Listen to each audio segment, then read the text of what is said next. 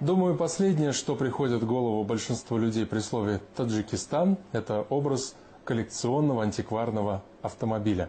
Скорее «Газель» или «Копейка Жигули», не в обиду будет сказано. Но не создавайте себе стереотипы. Они на то и созданы, чтобы их ломать.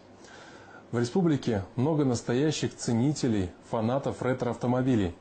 В поисках какого-нибудь грузовика военного времени или Кадиллака, выпущенного ограниченным тиражом в 50-х, они ездят по дальним весям и кишлакам. И, как ни удивительно, находят именно там, в глухих таджикских кишлаках, а не на выставке где-нибудь в Монте-Карло. Не все вещи с годами дешевеют. На этом поле таджикские коллекционеры выставили старые автомобили. Они имеют свою цену, историю и личную характеристику. Это первая такая выставка для Таджикистана. Выставку «Авторетро Душанбе» приурочили ко дню рождения столицы. Местные коллекционеры выставили 80 автомобилей 1931-1970-х годов выпуска. 20 лет тому назад. Самого старого железного коня пригнал Рахимджон Назаров из города Вахдат. Старые коллекционные машины – главная страсть братьев Назаровых. Здесь они представили 10 ретромобилей, а всего их в семье 25. Временно я мотор чемондагимча. «Опель Адмирал» – старейший и самый дорогой автомобиль в стране. Особая гордость Назаровых. На сборку и ремонт Рахимджон потратил почти 20 лет жизни, но какие-то запчасти не может найти до сих пор. Для «Опель Адмирал» найти запчасти очень сложно. Какие-то мы приобретали за рубежом, некоторые переделывали сами. Сборка таких автомобилей – очень тяжелая работа, требующая терпения. Сейчас осталось немного доделать. Как все закончим, тогда подарим городу. Абдушукур Динаев никому не собирается дарить свой боевой автомобиль, не думает и о продаже, хотя ему постоянно предлагают хорошую цену. Это бронированный автомобиль. На нем в советское время ездили только первые лица республики. Советский лимузин – так называет свой автомобиль Абдушукур. Когда он его покупал, у него не было ни мотора, ни карбюратора, ни кардана. Коллекционер собирал каждую гаечку по всему бывшему Союзу и сделал все собственными руками. Лимузин по всем меркам раритетный. Эту марку выпустили в 30-х годах в количестве всего 12 штук.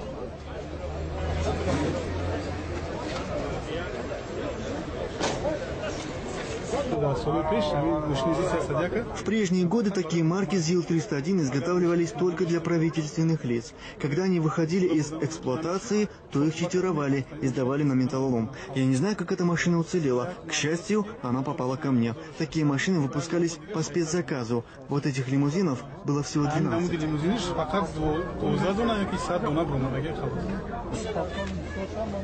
Выставка коллекционных автомобилей стала неожиданным подарком для неизбалованных душанбинцев. Видя такой интерес, власти города предложили клубу ретроавтомобилистов помещение для их драгоценных антикварных экземпляров.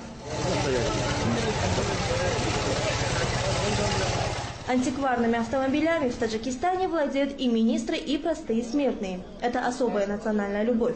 Попавшие на выставку, иностранные экспаты не скрывали удивления, что в такой небогатой стране есть такие авто и такое сообщество коллекционеров-фанатиков.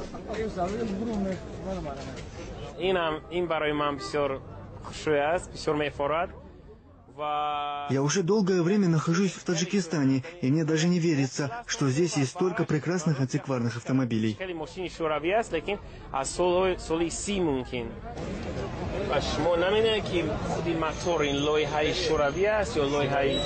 Англичанин Дэвид Харпер в Душанбе впервые увидел модель старой европейской машины. Это знаменитый «Опель», который делали на заказ для первых лиц государств.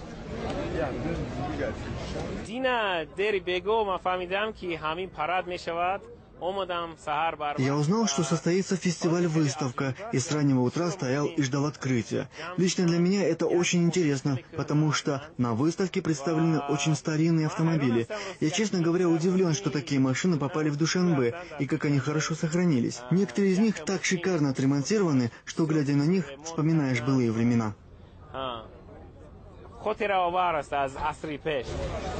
Владельцев коллекционных авто мало интересует их функциональное предназначение. В данном случае машина как раз роскошь. Для них важнее возраст и история. Автомобиль Рустамбека Рауфова привлек всеобщее внимание именно своей историей. Вездеход ГАЗ-67Б – военная машина. В годы Великой Отечественной войны на ней ездили генералы армии и в силу технических характеристик разведчики. Такой больше ни у кого нет, говорит хозяин.